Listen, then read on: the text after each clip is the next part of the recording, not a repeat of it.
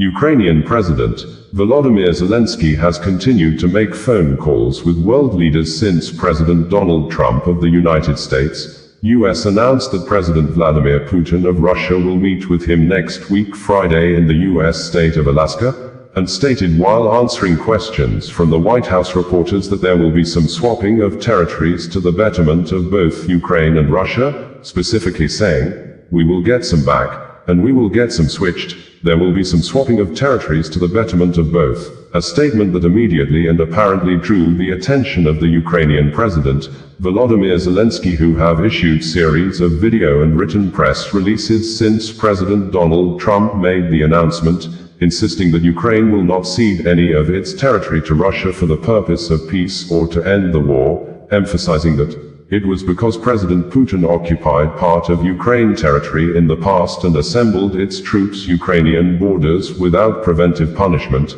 made him to start full-scale war with Ukraine since 2022, adding that the path to peace for Ukraine must be determined together with Ukraine. This is fundamental. It is important that joint approaches and a shared vision work toward genuine peace, a consolidated position, ceasefire, end of occupation, end of war. According to Trump, the highly anticipated meeting between myself, as President of the United States of America, and President Vladimir Putin, of Russia, will take place next Friday, August 15, 2025, in the great state of Alaska. Further details to follow. Thank you for your attention to this matter. Zelenskyy, in a series of press releases on Saturday, said, "I have not heard any partners express doubts about America's ability to ensure that the war ends. The President of the United States has the levers and the determination. Ukraine has supported all of President Trump's proposals, starting back in February. Ceasefire, all formats have been supported. What is needed now is not a pause in the killings, but a real, lasting peace. Not a ceasefire sometime in the future, in months, but immediately. President Trump told me so, and I fully support it. There must be a just end to the war, and it is Russia that must end the war it started. Ukraine and all partners share the same understanding of the need for a ceasefire, for an end to the killings. There is only one actor opposing this, Putin. His only card is the ability to kill, and he is trying to sell the cessation of killings at the highest possible price. It is important that this does not mislead anyone. Results are needed at the leaders' level. Dignified results, results that will save lives, that the world will value, and for which it will be grateful to the leader who delivers them. Everyone clearly sees Putin's tactics. He fears sanctions and is doing everything to bail on them. He wants to exchange a pause in the war, in the killings, for the legalization of the occupation of our land. He wants to get territorial spoils for the second time. Putin was allowed to take Crimea, and this led to the occupation in Donetsk and Luhansk regions. He received no preventive punishment when he amassed a contingent on our borders. This led to the full-scale war and the occupation of even more parts of Ukraine. Now Putin wants to be forgiven for seizing the south of our Kherson region, Zaporizhia, the entire territory of Luhansk and Donetsk regions, and Crimea. We will not allow this second attempt to partition Ukraine. Knowing Russia, where there is a second, there will be a third. That is why we stand firm, on clear Ukrainian positions.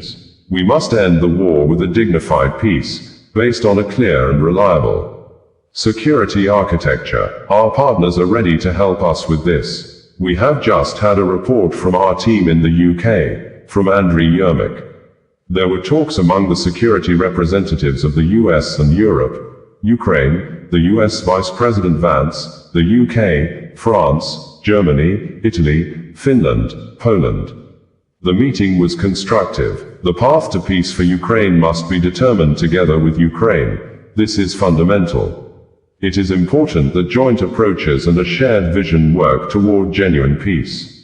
A consolidated position, ceasefire, end of occupation, end of war. Ukraine is ready for real decisions that can bring peace. Any decisions that are against us, any decisions that are without Ukraine, are at the same time decisions against peace. They will not achieve anything. These are stillborn decisions. They are unworkable decisions, and we all need real and genuine peace. Peace that people will respect. President Trump announced preparations for his meeting with Putin in Alaska, very far away from this war, which is raging on our land, against our people, and which anyway can't be ended without us, without Ukraine.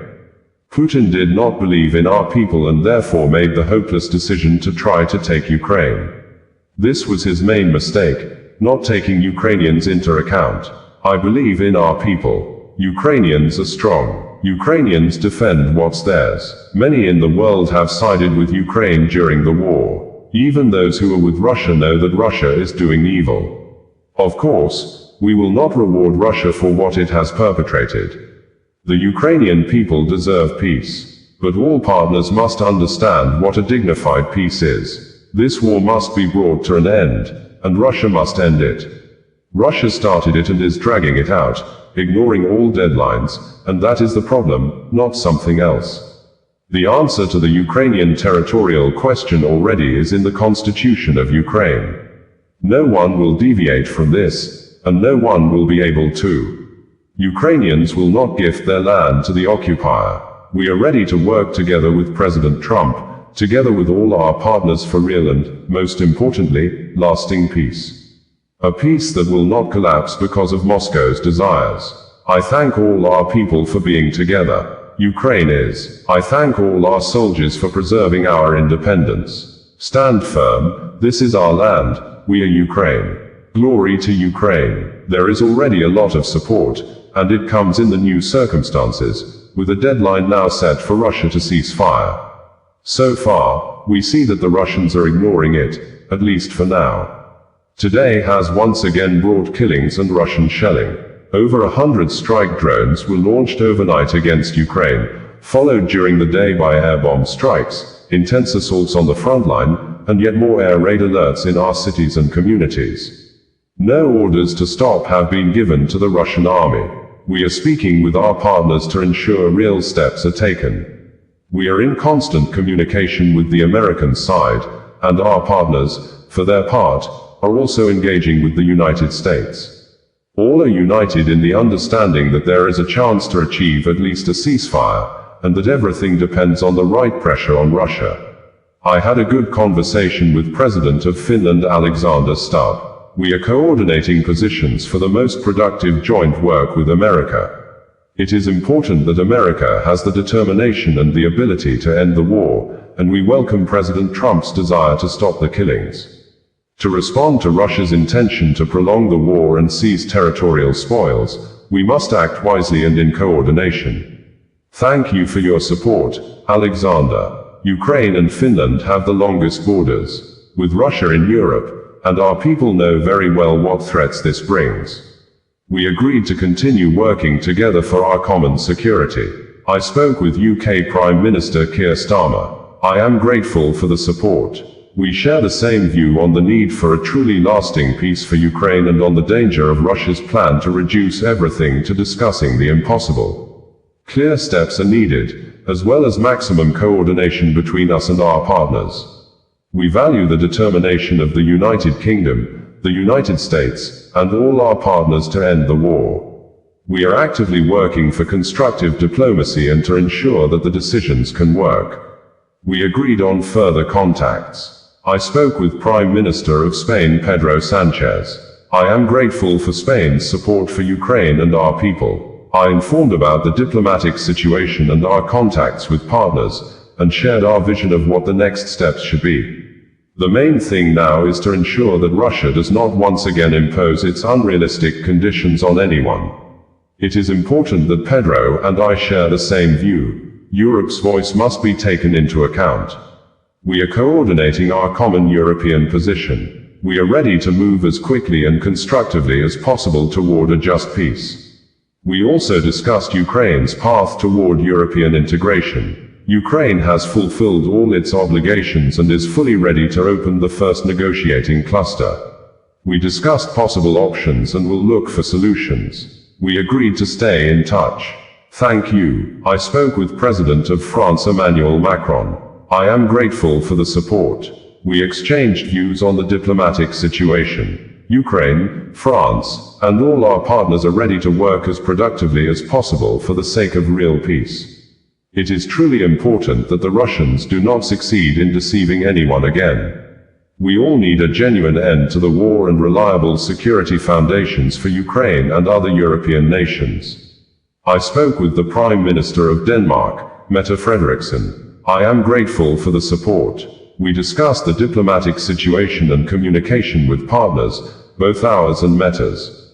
These days, diplomatic activity is extremely high.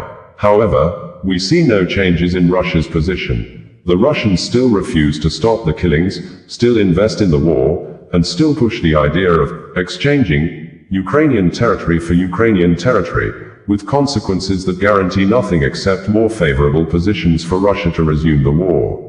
All our steps must bring us closer to a real end to the war, not its reconfiguration.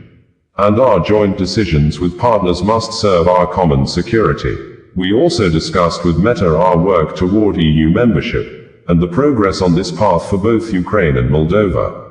We share the same view on the need for a fair approach and the fulfillment of commitments for Ukraine and Moldova together. Thank you.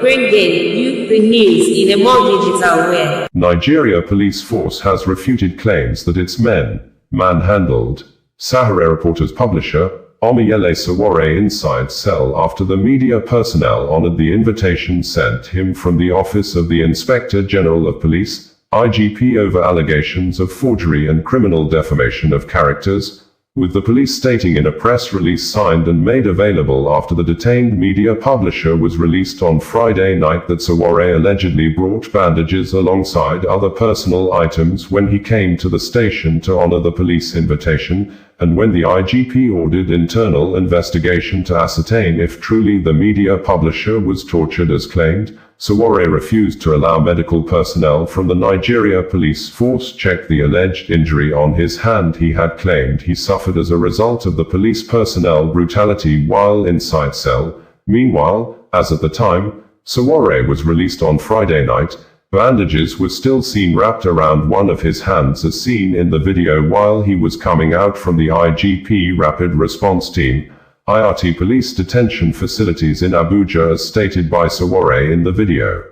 Shortly after his release from detention facilities at the IGP Rapid Response Team on Friday, Sowore posted on his social media handles and said that, "Freedom is never given. It is not a gift from the powerful, nor a token handed down by the oppressor. It must be seized with raw courage, with clarity, and with collective will. Those who sit in power never give it up willingly. That's why we take it back. Because freedom is ours and we will fight until it is no longer a dream but a lived reality."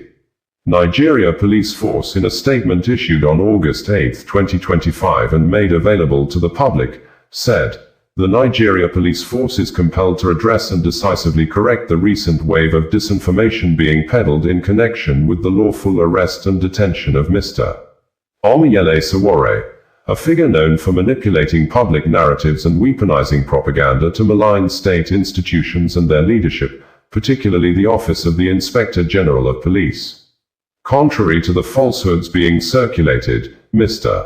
Sowore was arrested based on credible, corroborated allegations involving criminal offenses such as forgery, cyberstalking, and other infractions currently under active investigation.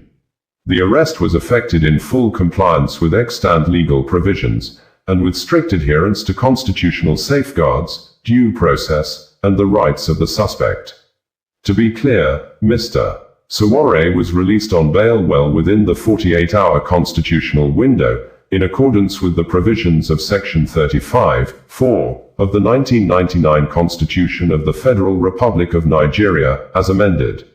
He is fully aware of the nature of the allegations against him and has been duly informed of the charges. He is expected to appear before a court of competent jurisdiction in the coming days to answer to the accusations in a lawful and transparent judicial process. Equally false and grossly misleading is the narrative suggesting that Mr. Sowore was tortured or subjected to any form of inhuman or degrading treatment while in custody.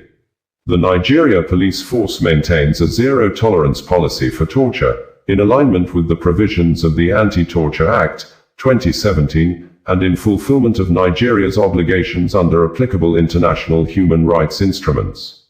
The viral image of Mr. Sowore with a bandaged arm has been mischievously presented to mislead the public and stir unwarranted outrage. For the record, the bandage was part of his personal belongings at the time he honored the police's invitation, prior to his arrest and detention. In any case, upon receiving the report that Mr. Sowore was later seen wearing the bandage while in custody, the Inspector General of Police promptly ordered an internal investigation to ascertain how he had access to it during detention, particularly in light of his consistent refusal to undergo medical examination by the independent teams deployed by the police. This proactive step underscores the IGP's unwavering commitment to transparency, professionalism, and strict adherence to established custodial protocols. In the spirit of accountability and transparency, the force promptly responded to the claims of brutality by dispatching a medical team, led by the medical director of the Muhammadu Buhari Police Hospital, to conduct an independent examination on the 7th of August 2025. Mr. Sowore declined the evaluation. A second medical team, this time led by the force medical officer, was sent on the 8th of August 2025, and again, access was denied by the suspect. These refusals are officially documented. While the police respect the individual's right to decline medical assessment, the record must show that the opportunity for independent medical verification was twice provided and twice rejected. Furthermore, his continued detention is not arbitrary. It is anchored on a valid remand order issued by a competent court of jurisdiction. Every action taken by the Nigeria police force in this matter has been underpinned by legal authority, devoid of malice, bias, or political undertones. The force urges the media, civil society actors, and the public to exercise greater diligence, restraint, and professional responsibility in their reporting. Sensationalism, particularly when driven by those with personal vendettas against the police leadership, poses a clear risk to public trust and the integrity of ongoing investigations. The Nigeria police force reaffirms its unwavering commitment to the protection of human rights, respect for the rule of law, and the pursuit of justice without fear or favor. No individual, regardless of their status, influence, or social media reach, is above the law. Further updates on this matter will be provided as investigations proceed in accordance with due process.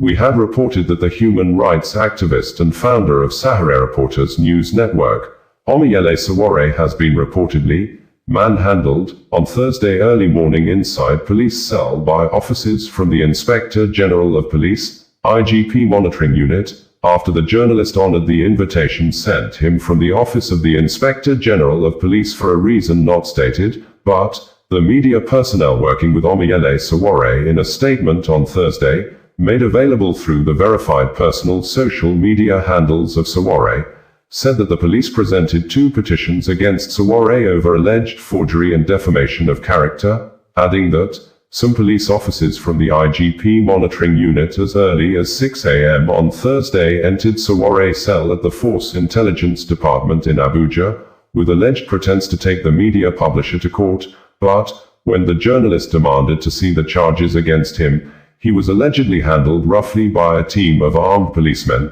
This, Barrister Adeyanju Deji petitioned the President of Nigeria, Bola Ahmed Tinubu, demanding the immediate dismissal of the IGP, Kayode Egbetoken, for allegedly abusing his office by thus using his high-ranking office in the Nigeria police force to settle personal scores, although the Nigeria police force has not reacted to these allegations, but the force in a press release on Thursday afternoon, apparently made statements in relation to the current matters involving the detained media publisher, Omiyele Sowore, by insisting and stating in the press statement that the recent promotions in the Nigeria police force was based on merit, and not selective, accusing an unnamed online platform of allegedly sponsoring deliberate falsehood to tarnish the image of the force, while also calling on officers and men of the force to desist from lobbying to get promoted, saying, The IGP has warned that any police personnel caught lobbying to get promotion will be made to face disciplinary action. Ladies and gentlemen, this is me here. Tonight I've just been released by the police. You know, we told them that you can't sustain this, but they hear what now. So I'm in front of the IRT, just been released from detention after 48 hours by the illegal IGP and his people. What I told them when they arrested me is the same thing they are now living with. The fact that we can't hold an idea whose time has come. But I want to thank every one of you out there who's worked very hard, stayed all this night up late, ensuring that they didn't get away with this crime against humanity. And I'm just very excited to let you know that now. Revolution! No! Revolution! No!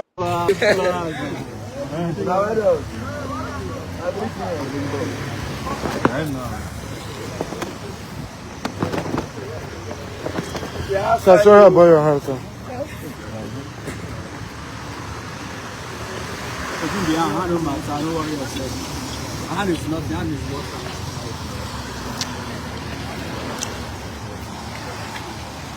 All right, guys. So we're going back to work. Aluta continues. Their father's father. Yep. You don't get who they fear for the full country. Yes, it's spite their hand, their papa. Yes, now. It's spite their hand, we are going on. We're going back to work, man. You know, okay. So we'll talk to you guys very much later in the evening after I will see a doctor now. But I want to thank our great lawyers, as you can see them. I thank my brother here. I'm the older brother, by the way. You guys know I came very well. He has not slept since I left. And thank you, Mr. Thank you so much for great music, fireworks, all you guys out there, Black Boy. Very grateful to all of you. The revolution has just started. Yes, sir. Yes, there's not anybody can go there. An idea whose time. How rich? So, we'll be talking to you much later because I have to check your hands. Once in a while, they have to try us to see whether we are still the people we say we are. Yes. So when they try it and it doesn't work, then they capitulate. All right. So thank you, everybody. You know, today I'm going to give them a bit of a break. Atiku, thank you. I heard you issue a statement. Peter Obi, thank you. Deji, man, I don't know where you are.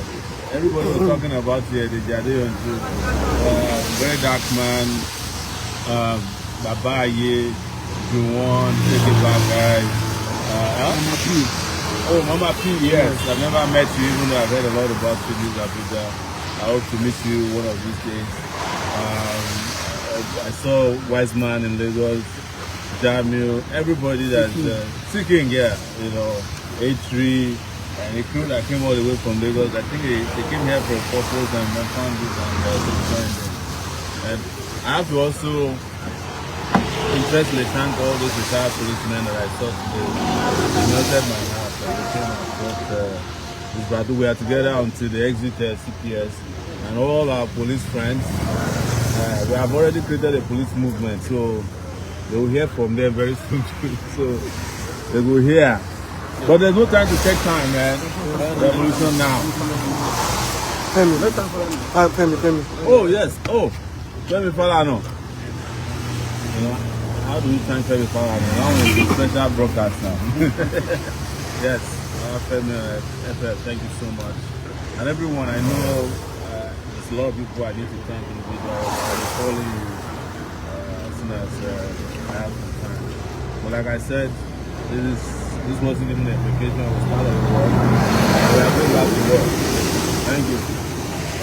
Osazuwakan Radio, bringing you the news in a more digital way. Human rights activist and founder of Sahara Reporters News Network, Omiyele Sowore has been reportedly manhandled on Thursday early morning inside police cell by officers from the Inspector General of Police, IGP Monitoring Unit, after the journalist honored the invitation sent him from the Office of the Inspector General of Police for a reason not stated, but the media personnel working with Omiyele Sowore in a statement on Thursday, made available through the verified personal social media handles of Sowore, said that the police presented 2 petitions against Sowore over alleged forgery and defamation of character, adding that some police officers from the IGP monitoring unit as early as 6 a.m. on Thursday entered Sowore's cell at the Force Intelligence Department in Abuja, with alleged pretense to take the media publisher to court, but when the journalist demanded to see the charges against him, he was allegedly handled roughly by a team of armed policemen. This, Barrister Adiyanju Deji petitioned the President of Nigeria, Bola Ahmed Tinubu, demanding the immediate dismissal of the IGP, Kayode Egbetoken, for allegedly abusing his office by thus using his high-ranking office in the Nigeria police force to settle personal scores,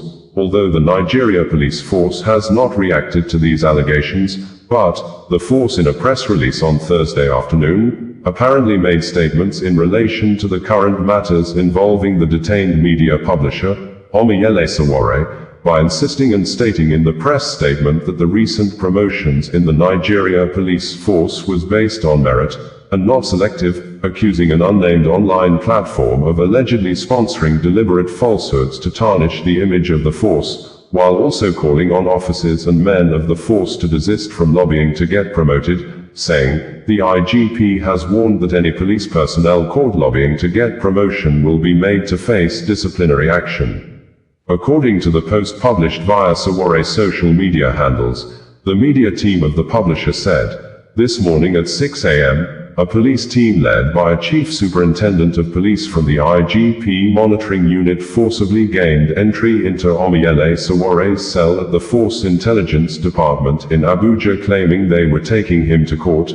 The team of 9 officers, including 8 heavily armed personnel, handled Sowore roughly when he asked to see the charges and notify his lawyers, breaking his arm in the process, before taking him to another police facility, the media team stated. In another post, the media said, the notorious former SARS officer, DCP Akin Fakorede, presented 2 petitions to Sowore from the illegal IGP's office, one alleged forgery and the second written by Bukola Yemisi Kuti, who was promoted to ACP because she's mistress, alleges criminal defamation. Sowore had, before honoring the police invitation on Wednesday, said in a number of posts previous day that the IGP monitoring unit has scheduled my interview for tomorrow at 11 a.m., yet they have refused to provide a copy of the purported petition against me. It is now clear that their intention is to conceal the sinister plan of the illegal IGP and continue operating in darkness. Despite this, I will honor the invitation, but not alone. I will be going with a full house. To all our revolutionary comrades, as always, we move together. Let every freedom fighter, every citizen of conscience, every voice of resistance assemble early tomorrow at the Nigeria Police Force headquarters in Abuja. Revolutiono, Egbetoken must go. They say the illegal IGP spoke today and sent fresh threats against us. We heard that the illegal Inspector General of Police, Kayode Egbetoken, has issued fresh threats. But even his voice betrays him. His voice was cracked by incompetence, weighed down by immorality, nepotism, favoritism, tribalism. It was worn thin by the burden of failed leadership. We are Nigerian citizens who have faced down tyrants, dictators, and power-drunk men in and out of uniform. We've survived worse, and we've conquered. No amount of intimidation, propaganda, or empty threats can shake our resolve or derail our desire for a better, just, and dignified society. Aluta Continua, the Nigeria Police Force, in a statement signed and made available by the force spokesperson, DCP Olumiyiwa Adejobi, said, "The Nigeria police force has observed with concern the growing wave of lobbying and unofficial requests directed at the Inspector General of Police and the Police Service Commission by certain officers seeking special promotions. This surge was triggered by the misinformation being spread by certain media platforms following the recent approval of accelerated promotions for a number of deserving officers who have distinguished themselves through exemplary service. The force wishes to categorically state that these accelerated promotions were not arbitrary but were part of a well-structured reward system set up by the police leadership, aimed at recognizing officers who have demonstrated outstanding performance, uncommon bravery, professional excellence, and commitment to duty, and the officers who benefited with those who met the standardized guidelines for such accelerated promotion. The recent exercise does not signify the commencement of a general or indiscriminate special promotion scheme.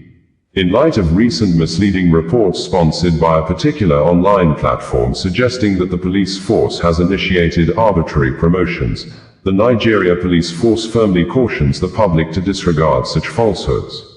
These reports are baseless, misleading, and intended to undermine the integrity of the force's promotion process.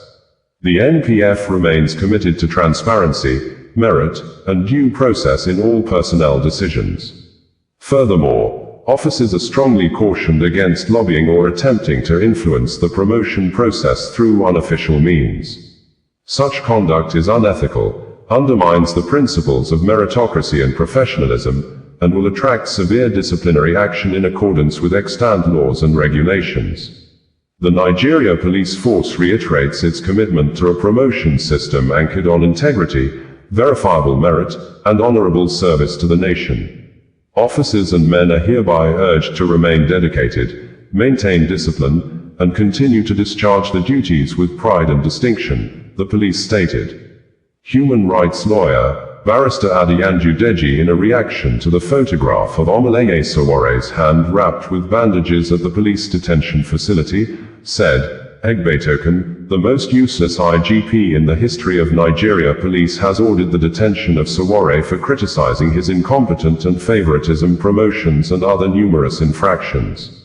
How do you promote your personal staff arbitrarily just like that? The Police Act 2020 and Regulation 367 of the Nigeria Police Regulations forbids a police officer from settling personal scores and vendetta via the instrumentalities of their officers, but Egbetoken is too shameless to care and continue to abuse his office. President Tinubu must sack him now. Egbetoken must go. In an open letter and petition to President Bola Ahmed Tinubu, Adeyanju Deji said, and in quotes, that, Your Excellency, with utmost respect for the office you occupy, I write to draw your attention to the deepening rot within the Nigeria Police Force, NPF, which, if left unchecked, threatens to completely erode public trust and destroy the very institution meant to protect us all. Under the watch of the current Inspector General of Police, the force has become increasingly compromised by a pattern of conduct that has brought the institution into disrepute. The NPF has become personalized and weaponized, with growing reports of the force being used to settle personal scores and intimidate private citizens. The civic space has shrunk under a climate of fear. Peaceful expression, association, and lawful dissent are now treated with suspicion or outright hostility by an institution that should protect these freedoms. More disturbingly, the men and women who serve in the police force continue to operate under conditions that are nothing short of inhumane. Reports of nepotism, favoritism, and ethnic promotions above competence and institutional framework has become order of the day. Officers lack adequate welfare, modern equipment, proper housing, and fair remuneration, resulting into the recent police protest. The morale of the average policeman is low, and yet they are still expected to perform optimally. A force that is deprived of dignity cannot enforce the law with dignity. The NPF urgently needs reform, but reform cannot happen under leadership that undermines its very principles. It is in light of this that I respectfully urge you to act decisively by relieving the current Inspector General of Police of his duties and appointing a leader with a clear commitment to constitutional order and human rights. Yours faithfully, Deji Adeyanju Esquire. Punch newspaper reported that the coalition of united political parties and the Arewa youth ambassadors have called for the immediate and unconditional release of pro-democracy activist and journalist, Omoyele Sowore, following his recent arrest by the Nigeria police force. In separate statements on Thursday, both groups condemned the arrest, describing it as a violation of Sowore's constitutional rights and an abuse of police authority. National Secretary of CUPP, Peter Ame, said Sowore's detention flouts Section 39 of the Nigerian Constitution, which guarantees freedom of expression and opinion. He said the police had turned into an instrument of oppression and called for accountability. We strongly condemn the arrest of Omoyele Sowore by the Nigerian police, an act that flouts Section 39 of the Nigerian Constitution, which guarantees the fundamental right to freedom of expression, including the freedom to hold opinions and share ideas without interference. This arrest is not only unjust but also a disturbing misuse of police power, turning an institution meant to protect Nigerians into a tool for oppression and personal vendettas. This arrest is a blatant abuse of power and an affront to the principles of justice and accountability enshrined in the Constitution. The Nigerian police owe Nigerians a clear explanation for Sowore's arrest. Denying him his right to bail is indefensible and further exposes the misuse of authority to silence dissent. We demand his immediate and unconditional release, and if the Inspector General believes there is a case to answer, Sowore should be charged to court without delay, he stated. The Arewa youth ambassadors, in a separate statement signed by their national coordinator, Yahaya Abdullahi, also condemned Sowore's continued detention and gave the federal authorities a 72-hour ultimatum to release him or face protests across the 19 northern states and the federal capital territory. The group said Sowore's arrest was part of a pattern of harassment, alleging that state institutions were being misused to suppress dissent. They warned that a continued clampdown on critics could erode democratic values and civic freedoms. In line with this, the Arewa youth ambassadors hereby issue a 72-hour ultimatum to the Nigerian authorities to release Sowore or face nationwide protests in all 19 northern states and the federal capital territory. We will mobilize peaceful mass action in solidarity with Sowore and in defense of the fundamental rights of all Nigerians to freedom of expression and assembly. We call on all progressive forces, civil society groups, student unions, labor movements, and the general public, to rise in unity against the growing tyranny and misuse of state power. Nigeria belongs to us all, and no government has the right to crush dissent in a democratic society, the statement added. The police are yet to issue an official response to the reason for Sowore's arrest. Osazuwakan Radio, bringing you the news in a more digital way. Osazuwakan Radio, bringing you the news in a more digital way.